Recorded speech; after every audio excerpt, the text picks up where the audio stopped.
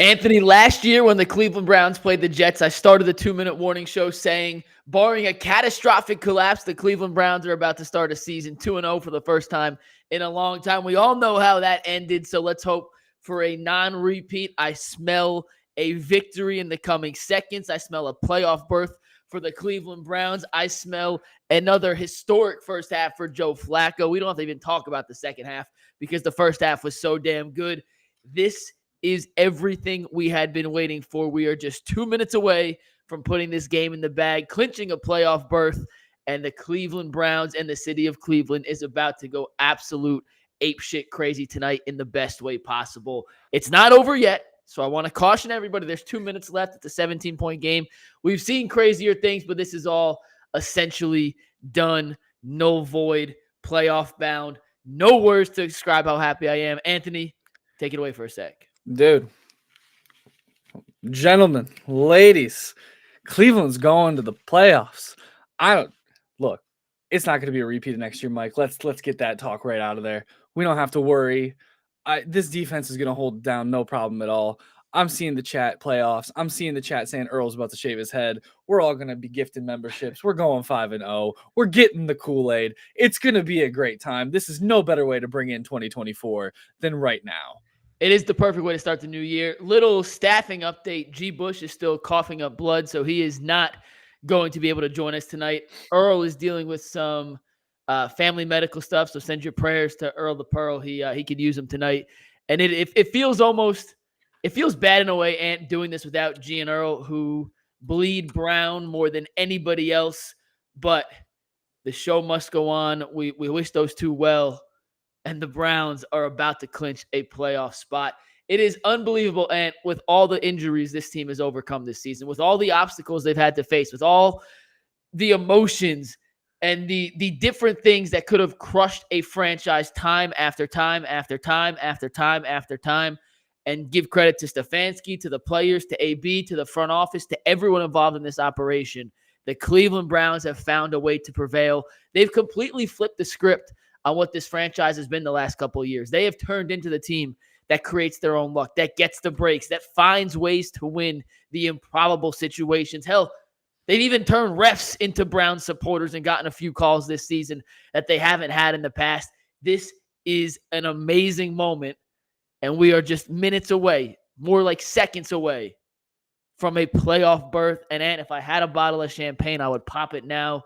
Bad job out of me for not picking one up earlier. I was at West 6th earlier today. It was bonkers. The Muni lot, crazy. The stadium, I can hear it still through my windows going insane. If you're at the game, shout out to you. You are part of history, and I do not have enough words to describe how much fun, how much enjoyment I have right now watching this team find a way to prevail. And it has been incredible to watch week in, week out. And tonight, on national television in front of a national audience, Joe Flacco did something in the first half we had never seen before, and he continues to amaze, and this defense made plays when it mattered most. And I could talk forever. We're going to have 45 to an hour doing this. But holy crap, Anthony, it has happened. Yeah, it's happening. Before we go too far, too, and I know we'll talk about it, I'm sure, a little bit later, but also prayers up to Elijah Moore. That injury was terrifying. So, we're not ignoring that. I got 12 seconds left here on my game, Mike. It's 3rd and 1 for the Jets. I can't see any way that we come out of this as losers. What is that? That makes Joe Flacco's record, what, 3-1 with us now? He'd be 4-1. 4-1. He's only lost to the Rams. He's won 4 in a row since then. He is one game away from making Earl's wacko for Flacco 5-0 prediction come true. Listen, I got no words, man. Let's let the game end, then we'll talk about Joe Flacco in specifics. Okay. But this is fireworks are going off in the stadium. The Browns have won. The Browns have clinched a playoff spot. Oh, yep. All right. Freaking go. It is over. The wait. It's been since 2020 since they made the playoffs. They've been clinched at home with fans in the stadium since 2002. It's 21 years. If you were born in 2002, you were legally able to drink, and it took you as long to see the Browns clinch a playoff game at home as it had been for you to be able to drink a legal beer. They are shooting fireworks galore over Cleveland Browns Stadium right now.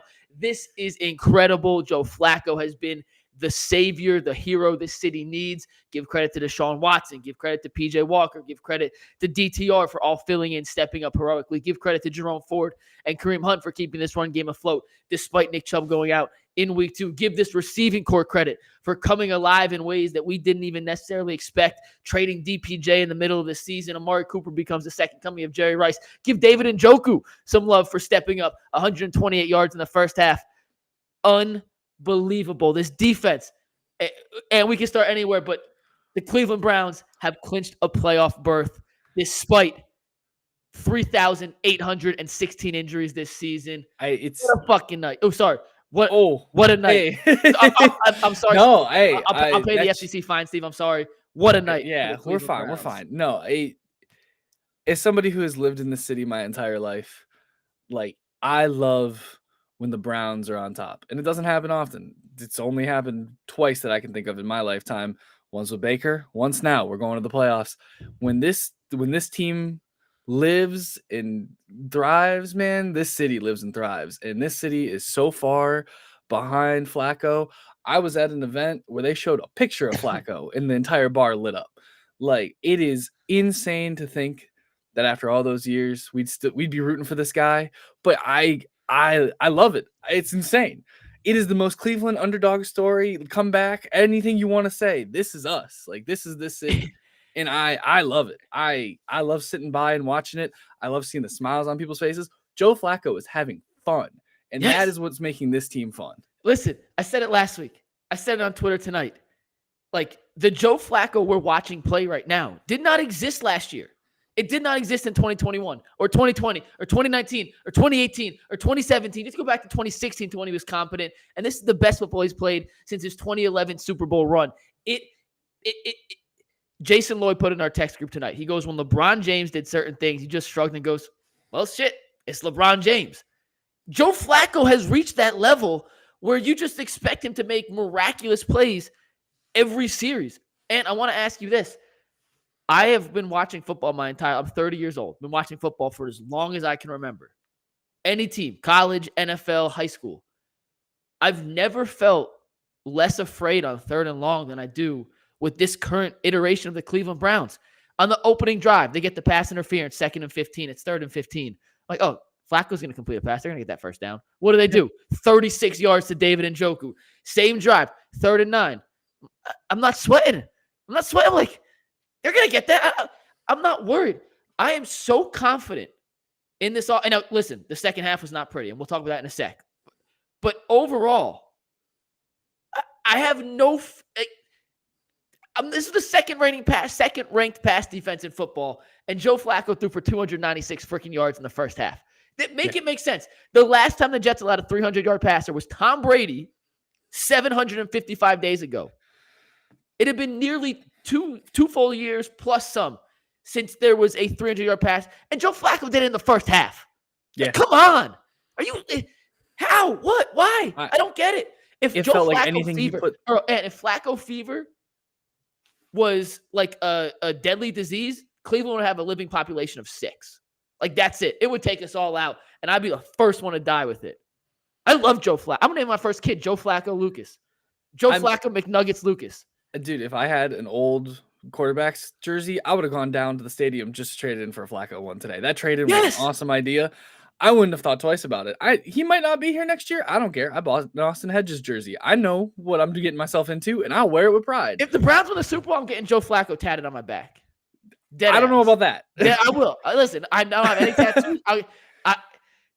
As someone who has some questionable tattoos, be very careful with what you promise on that one. It's crazy. I mean, I don't think anybody would have. I sent a text out today with my buddy who was watching the game, and it's like, if you had told me everything we would have lost, everything makes no sense. This team has gone through, I would have. And you told me that we're going to the playoffs, and we clinched too with a game left. Like, we still have a game to play next week.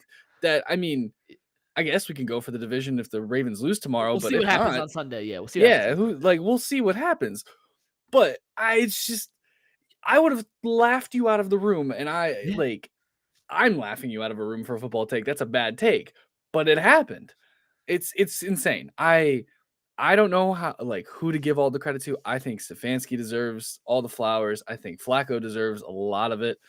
Everybody on this team just continues to step up. I sat down at halftime and was like, this team, they can bend, man. They will bend and they will crack, but they will not break. And it is insane to watch them. I mean, they just don't give up no matter what. No. So real quick, we mentioned this off the top.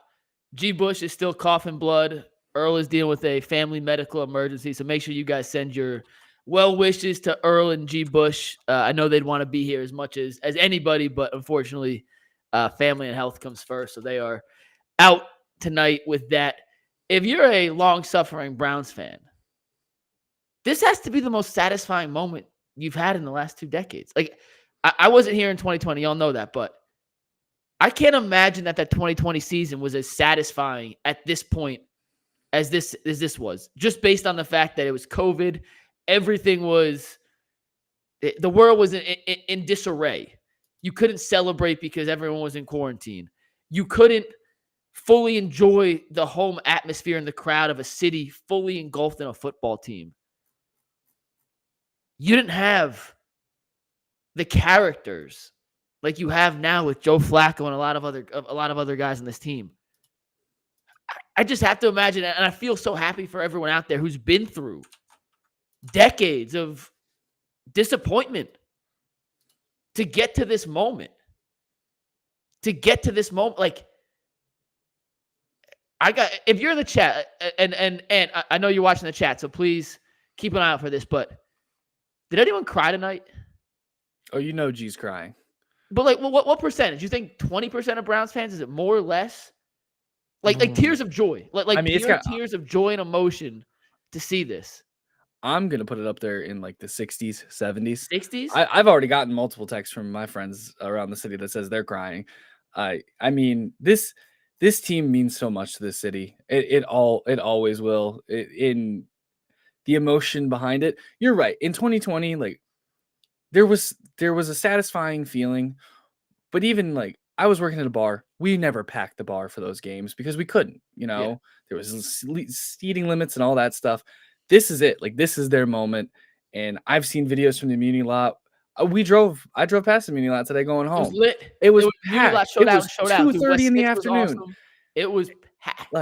Packed. I got the feeling if you go downtown right now, it'll be electric. You'll think we won the championship again like we did with the Cavs. Honestly, it might be a little bit more. If we go through and we win a couple playoff games and we go to the AFC Championship, then you will see almost an 100% cry. I'm telling you right now. So I took a quick look at the chat, and it looks like I would say more people didn't cry, but there's a couple people that said they cried. So I don't know the exact gauge, but let's get to the actual game itself here, Ant. Yeah. Once again, send your wishes to G and Earl. They could use it for sure, and we wish they were here, man. I really wish we were here. Because they deserve to be part of this show. As two of the biggest Browns fans I've ever met in my entire life. But let's start with Joe Flacco. Let's do it. We have to start with Joe Flacco. And we'll talk about little receivers. We'll talk about the defense. We'll talk about Kevin Stefanski. We'll talk about it all. But Joe Flacco for the 4th and really the 5th straight game has been incredible. 296 yards in the first half. He threw his crazy pick 6, which, by the way, was a great play by the defensive end. Jermaine Johnson, like Flacco pump fake, got him off his feet. And then still got picked off. Like it sucks. The interception was bad, but it was a great play by the defense. But Flacco, time and time again, man, shows he's more mobile than I thought he was, has way better command of the pocket, has some sort of just innate connection with David Njoku, where he doesn't even look at Njoku, and Njoku doesn't even try to catch the ball with 2 hands anymore. It's perfect, and it works every time. It was an incredible first half for Njoku. But it's just there's a level of command that Joe Flacco has with this offense right now that even against the second best pass defense in football, and the Browns are number 1, the Jets were number 2, then there's a giant drop off to 3, 4, and 5. He was carving them up. And I don't know how long this is going to last. I'm done questioning it. I'm done. I'm all in forever. Like Joe Flacco, keep playing like this, and they'll build you a statue. They'll put your head on Mount Rushmore at this point. But I have nothing to criticize Joe Flacco. He's been that good. And anyone who's looking to criticize and nitpick, they're just looking for something not to like, because he's been so good that you have to try and find like these tiny, minute little details to pick apart what he's done. He's been damn near flawless. And if he plays like this, the Browns could beat anybody, anywhere, anytime, in any round of the playoffs. If you get this level of Joe Flacco, the Browns have the same chance to win the Super Bowl as Baltimore, Miami, San Francisco, Dallas, you name it. Cleveland has a chance to beat them. I couldn't agree more, man. I like watching him. It's you're in, like you mentioned, the third and long, right? You just feel confidence. Like, he made some sketchy passes. Don't get me wrong. Like that third and fourth quarter, he slowed down a little bit too, but you never felt like it was going to be detrimental to the game. Like he's so calm, cool, and collected. And even when he wasn't, when he threw that ball over out of the back of the end zone, and Tillman didn't finish his route, he was screaming at Tillman. Doesn't matter. Settle the rookie down. Everything was fine after that. Like he is that leadership that this team needs. And it's so good to see him just fully embracing it. And like, I don't know how long it's going to last either. And you're right. Why question it? We could roll into the playoffs and it could all fall apart. I'm just going to enjoy the ride while it goes, because tonight is a night to celebrate. It's like there's nothing to nitpick him on. He was freaking awesome tonight. Yeah, he was freaking awesome. And the Browns, when they needed him to make plays, he made plays. In the second half, they were up. Whatever. The offense teared off at the second half, but they were already up. He was damn good again. And you go back, and there was a moment they showed on the sideline where he dapped up Deshaun and did a little chest bump. And there's just like this little thing in both their eyes where Flacco's like, to Deshaun, I got you. Deshaun looks at him, he's like, I'm coming for you. And it's like that's exactly what you want to see from two competitors on the sideline. It was a thing of beauty. And it's the first time we had seen Deshaun on the sideline, and to see him and Flacco interact like that was a really pleasing sight to me. Hopefully everyone else got the same impression that I did. It was really cool to see those two interact. The Flacco-Stefanski combination has been awesome. The Flacco and Njoku situation has been awesome. He did this without Amari Cooper, by the way, who just put up a single season 265-yard record this year for the Browns against Houston. Elijah Moore was having a great game before the concussion, and hopefully it is not too serious. That was a scary moment. When those two guys go out against the pass defense at the caliber of the Jets, like, you expect it to be a lot more difficult to move the ball downfield. And that's probably why in the second half they struggled to throw the ball like they did in the first half. But like I said, when it mattered, when they had to score on the first drive, on the second drive, and on the third drive, and on the fourth drive, Joe Flacco put together big throw after big throw, led them downfield. And even the one time they didn't drive, they got the short field off the turnover. They decided to go for it, not take the field goal after Riley Patterson missed the extra point. And it was a halfway decent throw. They just didn't execute enough. But overall, man, the confidence you get from a Joe Flacco offense right now it's contagious. It's contagious. So I just dare someone to try to tell me Flacco didn't play well. I dare someone to try to find me a stat that's like, you know what, Joe Flacco's actually not that good, and I'm going to absolutely lose it on him. Well, your Twitter mentions are about to be really fun. I don't know how much more we can say about Joe Flacco. It's been fantastic to watch him, and I can't wait to keep watching him.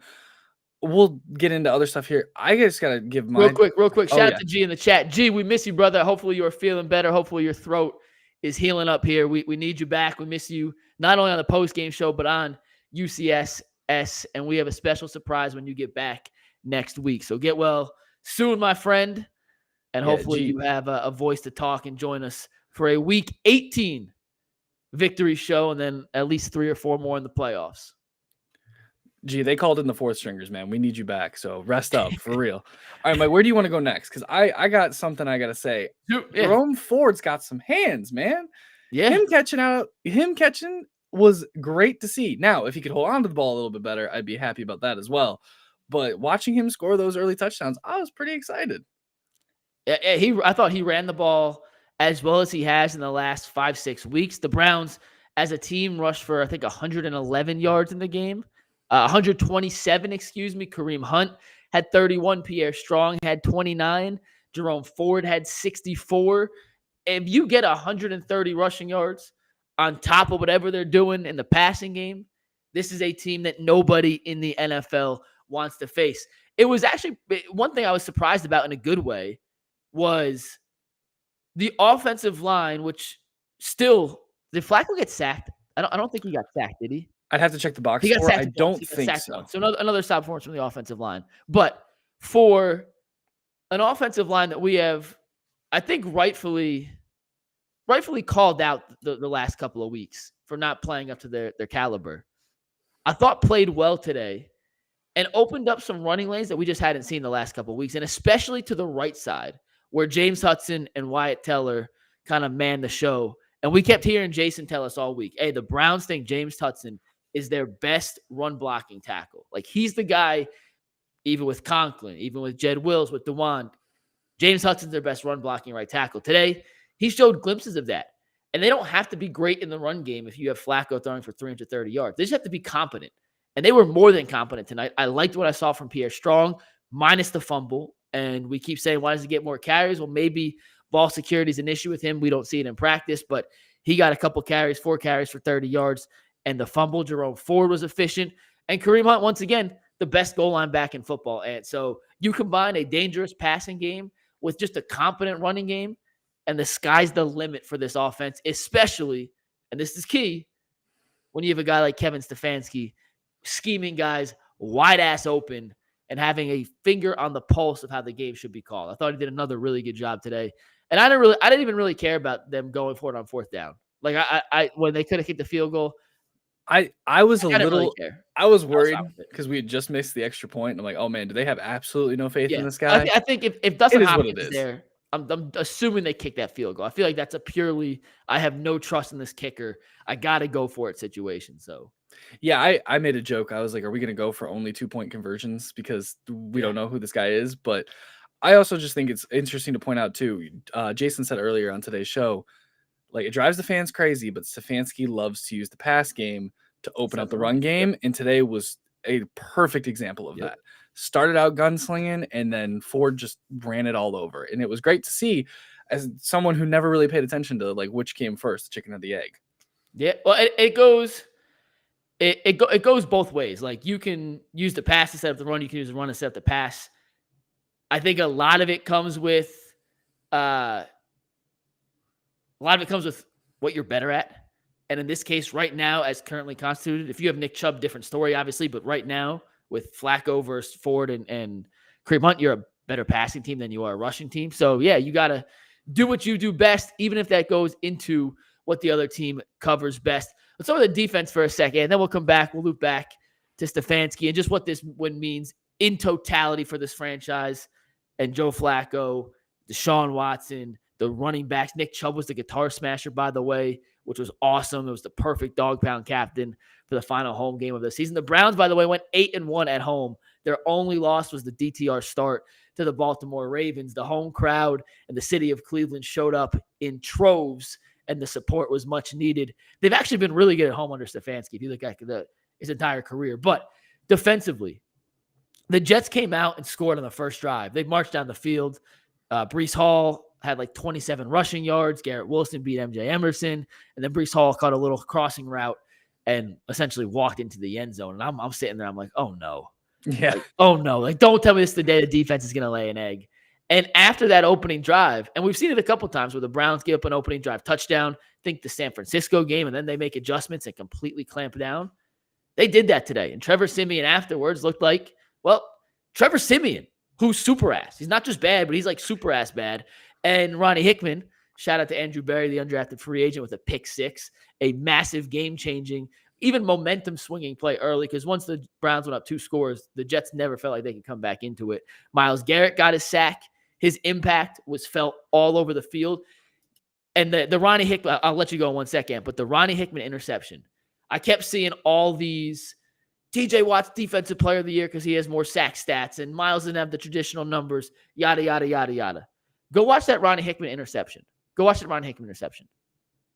was a Myles Garrett play that forced a terrible throw that led to a pick 6. Now, Myles Garrett won't get a traditional counting stat for that play, but he caused the interception. So anyone who just wants to look at the simple box score, the stats, the counting stats, get out of here. Like, lose me with that. Myles Garrett is so much better than he gets credit for in just the counting stats. And this defense, after it mattered, after that first drive, played a damn good football game. Yeah, I can't agree more. It's crazy to me how Myles, we've seen it all year. He goes into motion, guys follow him.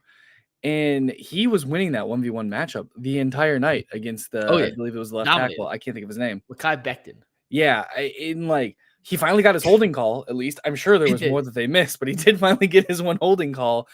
I got to go back and watch that Ronnie Hickman, but Ronnie Hickman, that pick six was fantastic. I was hyped as he ran that back. JOK is still playing crazy. Taki, this entire, Anthony Walker is out. These two guys are stepping up huge. They stopped a couple of third and longs from going with Breece Hall, because I'll give credit where credit was due. Breece Hall was making me sweat. Yeah, it was stressful watching him. But this linebacker crew is just great to watch. They're fun. That line. Shout out to Shelby Harris. Blocked the field goal. The kick. Across the board, this defense just pummeled them. The whole game too, and it was great to watch. Amazon showed a stat in the fourth quarter, and I don't know what the final number was, but halfway through the third quarter, the entire team was averaging 1.9 seconds to pressure, which was the fastest Next Gen Stats had ever tracked, which is just a stupid metric, just stupid. And then you got Shelby Harris blocking field goals. And on the Jets' last field goal, I think it was Mike Ford, but someone actually jumped the snap so well, he ran past the field goal. It actually was a perfect field goal block, and he did it too well and blocked and got past the field goal. And I missed that. That's funny. Yeah, it was. It turned out they made the field goal, but he actually jumped the snap and was in a better position to block the kick than Shelby Harris was when he blocked it, and Shelby actually blocked it. The Browns defense, after the short field, came up big, got to stop. Jets had advantageous field position 2 or 3 times after a punt return, got to stop. And this is a defensive line that's still without Agbo, that's still doing without Mo Hurst. Siaki Ika made a couple plays today. Nice to see the rookie step up and get a chance to shine. And it's just one of those things, and I'll say this again, I'll say it again, I'll say it again until it's sick in the face and blue in the heart. It doesn't matter who's been out there. You lose Delpit, well, you get Ronnie Hickman. Grant Delpit goes on IR. You find someone else, DeAnthony Bell. Deron Harmon played well. Anthony Walker, Taki steps up. Have we seen at any point, I'm asking the chat here, if you're in the chat, answer this question. At any point, have you guys seen any significant drop-off on the defense? When one of their starting 11 guys has been hurt? Outside of Denzel Ward and having to play Mike Ford that one game, has there been a major drop-off? Juan Thornhill made 2 nice plays today, for sure. I'm not nothing anything from Thornhill, but Hickman and Bell did a great job last week without him. So, it's a testament to the talent they put together, a testament to Jim Schwartz, and a testament to these guys just being able to step in and step out, or step in and step up when their number's called upon. It's like us. No one wants to hear us tonight. They want to hear G. Bush and Earl, but guess what? We're here. Medical issues. The IR didn't just hit the Browns, it hit UCSS. So we're stepping up when we have to. It's a fact of the situation we're in. And if I got to be Ronnie Hickman in this situation, you got to be DeAnthony Bell, and hopefully we can serve as well as they have for the Browns defense this year, man. That's probably giving me too much credit, but I will take it. It's just the next man up mentality. We've been talking about it all year. It's crazy. I love that this team just doesn't break. I don't know how much more I can say it tonight. I feel like I've been harping on it the whole night. But if I had to, just the linebackers watching them, because last year when Walker went out, it was a dead zone in the middle. I felt like I didn't see Taki, and I know we didn't really see much of JOK last year. So seeing both of these guys step up so big, I get so excited every time I see them make a play. When JOK came through the line and knocked Breece Hall right back on his ass, I was standing up. I was ready. I was ready to go. Yeah. There's something about the linebacker core that I am so bought into now this year compared to last year, that this defense is just awesome. Can I read you just guys some stats? Oh yeah, Just some stats from today. hit me with it. With the win today, it is official that the Browns will finish with a better record than the Steelers for the first time since 1989. Next stat. God. Quarterbacks in the history of football. You guys ready for this? This is the history of football, Ant. Going back to when it started. 1, 2, 3, 4, 5 quarterbacks in the history of football have ever thrown for 1,600 yards and 13 touchdowns in any month. Are you guys ready for these 6? 1,600 yards and 13 touchdowns in the month. Jim Kelly did it in 1991. Peyton Manning did it in 2013, 2014, 2018. Patrick Mahomes did it this season. Patrick Mahomes did it in 2018, and Joe Flacco did it this season. Joe Flacco, Patrick Mahomes, Peyton Manning, and Jim Kelly. The only 4 quarterbacks to ever throw for 1,600 yards and 13 touchdowns in any month. How about this? Joe Flacco has 13 touchdown passes this year. Kenny Pickett's got 13 for his whole career. Oh, go figure. That's so also, sad. Joe Flacco, the first player in NFL history to throw for 250 yards and 2 touchdowns in each of his first 5 games with a new franchise. I'm telling y'all, what Joe Flacco's doing is not common. It's unprecedented. It's never happened in the history of football before, and it's not just unprecedented for great quarterbacks. What makes it even crazier, it's unprecedented for Joe Flacco, who's talking on Amazon Prime today. Also, shout out to Amazon Prime today for using my voice in their intro package for Joe Flacco. Fox did it 2 weeks ago. Amazon did it today. I'm yet to see a residual check on that. I'm waiting on my money. Amazon, you ain't getting off the hook for this. My voice is not free. Actually, no, it's pretty cool. I appreciate y'all using that. That was dope. But Joe Flacco's never done this in his life. Ever. Where's this coming from? Like, I don't know. And I love it. I texted Jason. I was like, you know how you can drink from the fountain of youth? I think Joe Flacco just got baptized in it. Like, he's literally turned the clocks back, and he's 21-year-old Joe Flacco again, doing his damn thing. I think Earl's talked about this before on either Behind the Glass or the post-game show, but there's something to be said about being put with your back against the wall and thinking you're done. And knowing that this is your last chance to go out and show everybody that you're not done. And you still have it. You might be 38, turning 39. He's playing with all the fun and grit that he had when he was on the Ravens at this point. And even better so. Like you said, he's never done this in his life. Ever. Like, he's already come out and said, I'm pretty sure, that he wants to play again next year. Hell yeah, he's going to get paid. Done. He's going to get paid, whether it's the Browns or someone else. I hope it's Cleveland, but whether it's the Browns with all the injuries across the board, like he'll find a spot. But that's the only thing I can explain. I think I said it on Behind the Glass. He's playing out of pure spite, pure enjoyment of the game. Like, he's like, I will not go out quietly like I did with the Jets. Yeah. I'm going to have fun playing with the Cleveland Browns, even though I beat the hell out of them for years. And I'm going to bring some sort of a championship to this town. Like, every player says that when they come here. Thornhill says it. This made me laugh. Shout out to Cactus. That was funny. I appreciate that, Cactus. Oh, man. I don't want to. Oof. Okay. That's that was an image I did not need in my head.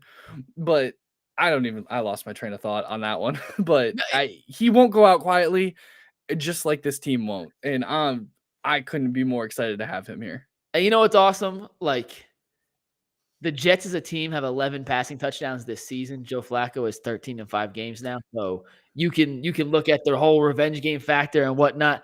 And we talked about it on the show a little bit today. If anyone doesn't think that there's legitimate, like, personal feelings involved in sports, you're lying to yourself. You can say the bulletin board material doesn't matter. The players don't need extra things to get hyped up, whatever. It matters. You always want to impress your ex. You always want to show up your ex-employer that where you went, you're bigger and better off now, right? How good must it have felt for Joe Flacco to throw for 300 damn yards on his former team with the coach watching, who's a defensive coach, who's just looking baffled?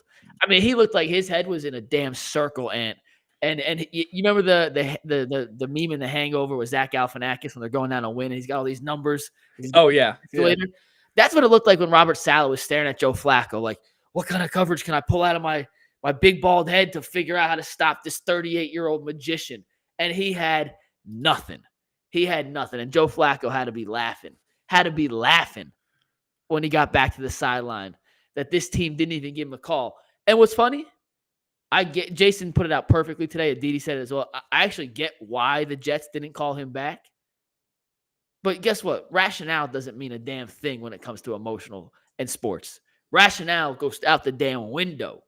Out the damn window when you're talking about a revenge potential factor or a revenge game. So I know Joe Flacco, he's still on the field with his family right now. Joe Flacco, the game ended like, how long have we been going at? 35? Yeah, 35. He's still on the field doing interviews with Amazon. Good. How do you not love the guy? How do you not love him? I mean, I know why we didn't love him for a long time here, but yeah, like I said, he's out there having fun. And you know that when he threw that dot to Elijah Moore in the end zone, they trotted off and they're like, we got him. We got him. Like, this is a team that threw both of them away. I mean, they only spent 2 years on Elijah Moore and sent him off to us. And granted, I expected more out of Elijah Moore. I think he's been a solid number 2. I can't complain too much. But that just had to feel so good. And it has to feel like such a kick in the nuts if you're a Jets fan.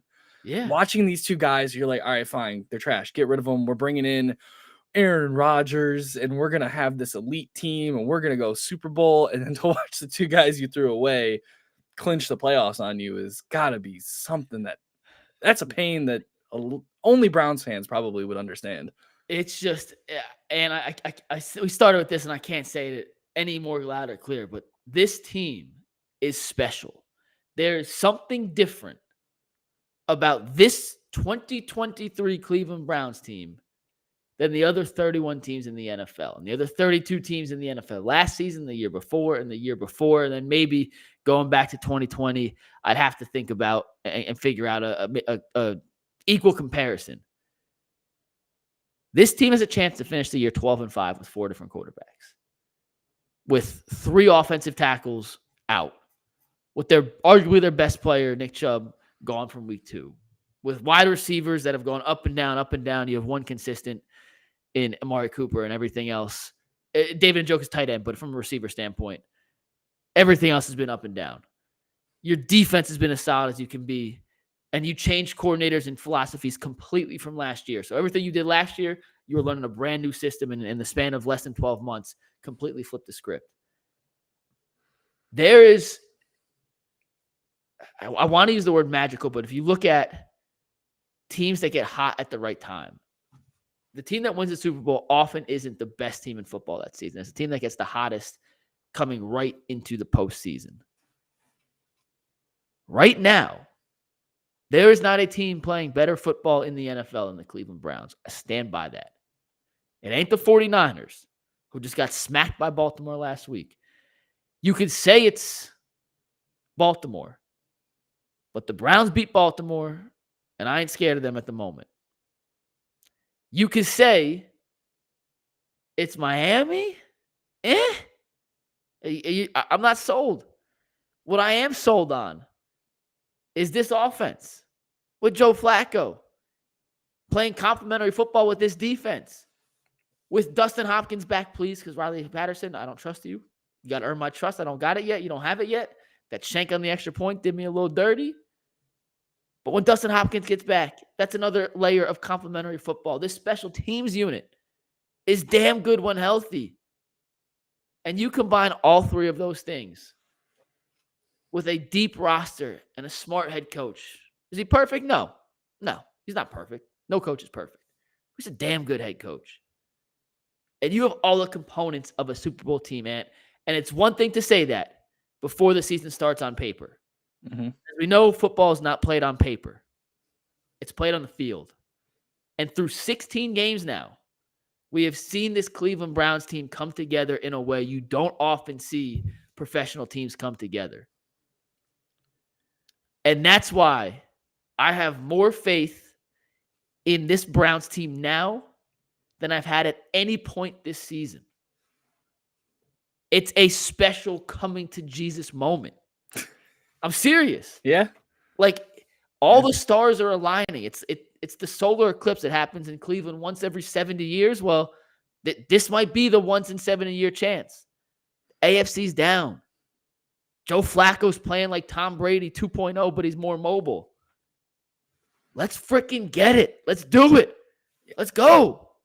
Yeah. Let's go. I'll say fuck again. Let's fucking go. We got paid the FCC fine twice. I'm sorry.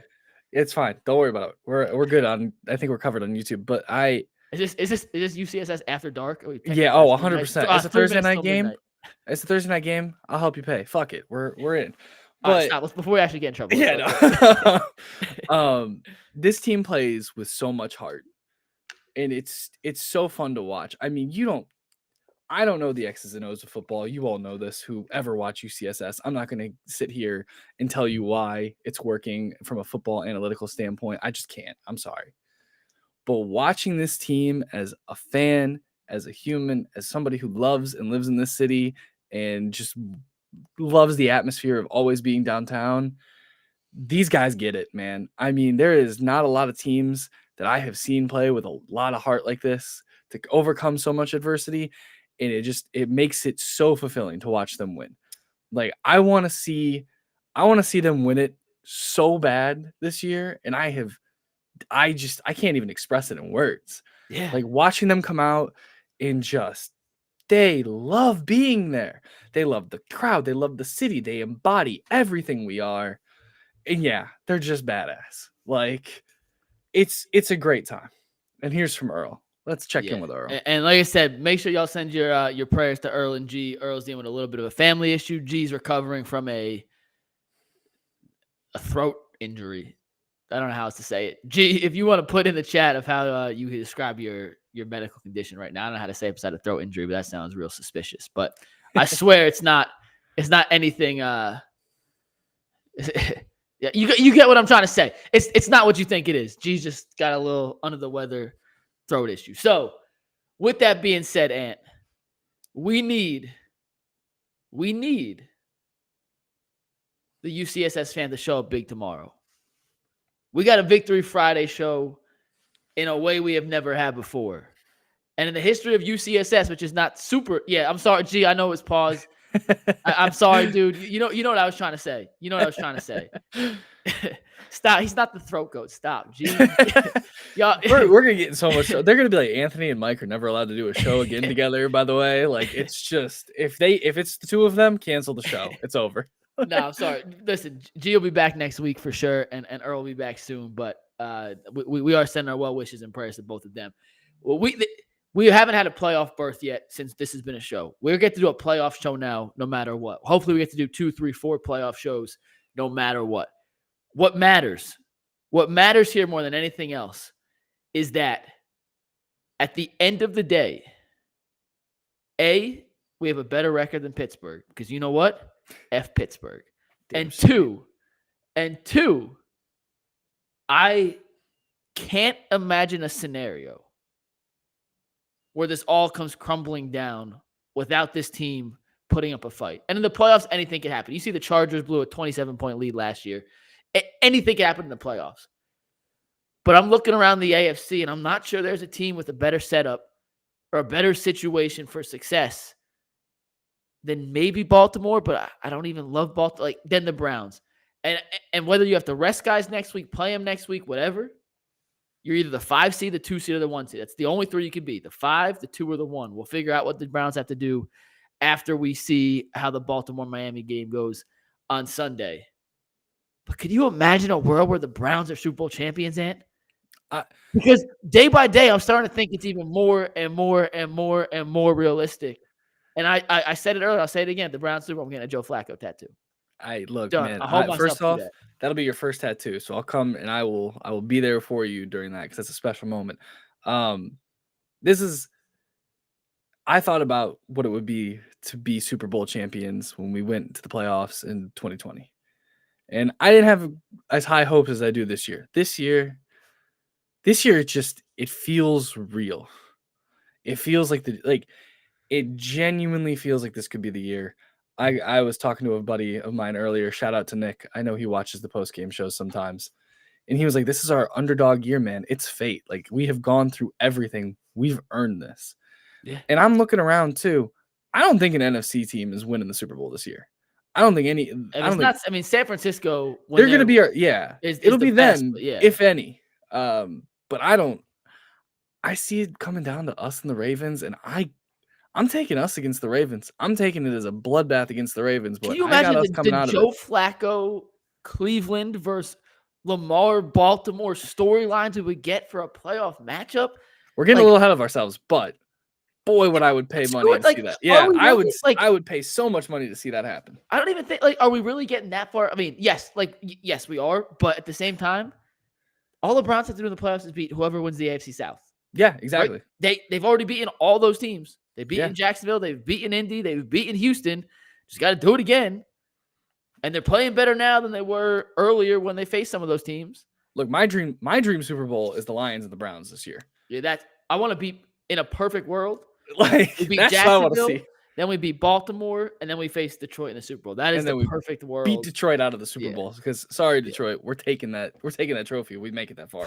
All right. Well, and we got some super chats. We'll go to get to them in about 5 minutes, and then we'll wrap up here. But 2 final thoughts from me. Anything you have, you could add, and then we'll come back. But I just want to reiterate and reemphasize how awesome Joe Flacco has been, because as many times as you hear people say this, I do not think we could speak highly enough of what he's done. In his entire NFL career, and he's 38 years old, he had never thrown for 300 yards in 3 straight games. Well, last week was his 3rd straight. Today was his 4th straight 300-yard football game. The New York Jets had the 2nd-ranked pass defense in the entire NFL, only behind the Brownies. They had not given up a 300-yard passer since Tom Brady 2.5 seasons ago. Joe Flacco threw for 296 in the first half. David Njoku, a man amongst boys, and Al Michaels couldn't pronounce his name. Like, Al Michaels, a legend. Be better, bro. Be better. David Njoku's not that hard of a name to pronounce. He had 128 yards in the first half. He only had 1 catch in the second half, but he made some monumental plays. They spread the ball around. Elijah Moore made plays. Jerome Ford looked like Christian McCaffrey out the backfield. And how about Flacco scrambling on that 3rd down to then hit Jerome Ford, who then ran 50 yards for the touchdown? It was a thing of beauty. I don't know if it's the perfect marriage of Stefanski and Flacco, if it's the perfect marriage of skill sets, if it's just Flacco saying, F it, I got nothing to lose, let me try things a normal quarterback wouldn't. I can't fully describe what's happening. All I know is when something magic is happening in front of your face, don't question it. Just enjoy it. And if you want to go back in 2 months and then try to figure out how, what, when, where, and why, then sure. But in the moment, just let it be fun.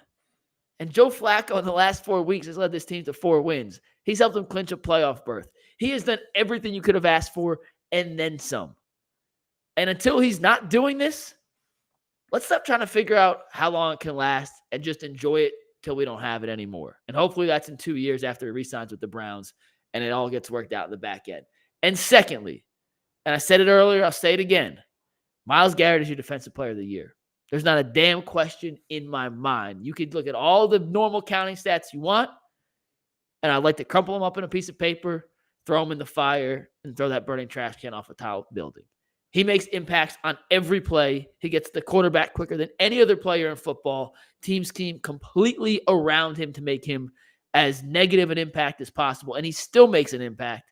And any advanced metric you look at, ones I like, ones PFF likes, ones Next Gen Stats like, he's the best pass rusher in football on the best defense in football. And no individual defensive player in the NFL makes a bigger impact on a play-to-play basis than Myles Garrett. Today, the counting stats make it look like he had an okay game. You watch the game, Myles was freaking everywhere in the backfield more often than not. You got your best offensive player in Joe Flacco balling out. You have your best defensive player in Myles Garrett balling out. You got a head coach in Kevin Stefanski who is in his bag at the moment, coaching as well as he ever has in his coaching career. That is the makeup and the DNA of a Super Bowl championship caliber team. So sit back, enjoy it. Enjoy tonight. Enjoy this weekend. Enjoy going into 2024, knowing your team's already clinched a playoff berth. And let's celebrate tomorrow, Saturday, Sunday, Monday, Tuesday, Wednesday, Thursday, Friday, until we can't celebrate no more. Let's go. Yeah. No, I mean, hey, look, once again, I'm not going to give you the football analytic breakdown, but guys, as somebody who lives here and as somebody who's just a fan of Cleveland, and I don't bleed orange and brown like Earl and G do. I wish I could say I did for this show, and I don't. But boy, do I love it when my friends, and trust me, Earl and G are some of my best friends in the whole world at this point after 2 years of the trenches. I love seeing their faces light up. I love seeing this city light up. I love being in the joy and the excitement and the anxiety of the games and the atmosphere that it all brings to the city. It's go time, man. We are in the playoffs. Like, let's celebrate the New Year's and let's get ready to party. We're going all the way. Let's go. We got some super chats. I got my glass on to read these. All right. Preston Herring says, if you don't have Flacco fever, go hang out with Adam Rank. I love this team. Brady B gifted 10 memberships. Shout out to Brady B. Tyrone Jackson gifted 5. Shout out to you, Tyrone. Set Apart Laz says, this should unlock a new emoji. We'll check with EP Steve on the emoji stuff. I do not know what the next one is, but I'm sure if that unlocks it, we should get there. Matthew Culpa says, let's go playoffs, baby. Time to party it up. Let's go Browns. Set Apart Laz said, no receiver stepped up in the second half to fill that role. Yes, we'll talk about that. We were running it more in the second half. So yeah. But you are right. I do not disagree. Newton Freer says, Jay and Tyvis said they joined the Flacco fever if he threw for another 300-yard game, and he did. Matthew Culpa said, if Earl's prediction of 5-0 comes true, does he get a promotion? Go Brownies. Great show. Maybe. We'll give him a crystal ball on set. He just got a promotion, so shout out to Earl for that. But yes, he'll definitely get something. It was a crazy take at the moment, but may end up being 100% right. Garrett Bush, G. Bush, says, question in the chat, if the Ravens beat the Dolphins and clinch the #1 overall seed, would you sit everybody against the Bengals? Gee, we are going to talk about that on the show next week, so hopefully the chat got a chance to answer it. We will absolutely discuss that. Blaine Slaughter said, did they say what Cooper heel injury is? I have no idea. Pregame. A bruised heel, I think, is the only thing you could do. You can't strain your heel. It's not a muscle. So I think it's a bruise. It might be. That's the only thing I can imagine, but I'm not a doctor, so I don't know. He was when he was walking off during pregame, he did have a little bit of a limp to him, like he was definitely favoring the other foot. So might be like a contusion of some sort. Yeah, I think I'm trying to think of any heel injuries I've heard of. Like, it's not a torn heel, it's not a strain. It has to just be a bruised heel. Yeah, that's the only thing I can imagine. I didn't hear anything, but. Slim Shaney says, Anthony has that next man up mentality. Sounds great. Let the F-bombs fly, McNuggets. Let's flack and go. Sorry, Steve. My bad. Yeah, sorry, Steve. Got a little carried away. I'll be totally honest. That is 100% on me. I apologize. But you know what? If the Browns win and keep winning, we'll keep cursing. Mike, we're going to the playoffs. They're going to keep winning. Yeah, that's on me. So, all right. I think that does it for the post-game show. The Browns are playoff bound. They are the team to beat in my mind in the AFC right now, and they are the best team playing at the moment in the NFL. If you have a problem with that or you disagree, shut the hell up. I don't want to hear it. We'll see you on UCSS tomorrow, 11 o'clock. G, feel better. Earl, we're sending our prayers to you and your fam, my friend. We love the Browns. We love you guys, and we cannot wait for a Victory Friday playoff celebration show. It is 12:10, Ant. I'll see you at 5:30 in the studio tomorrow, and let's put together another show. Let's do it. Earl, for G, for Ant, I'm McNuggets.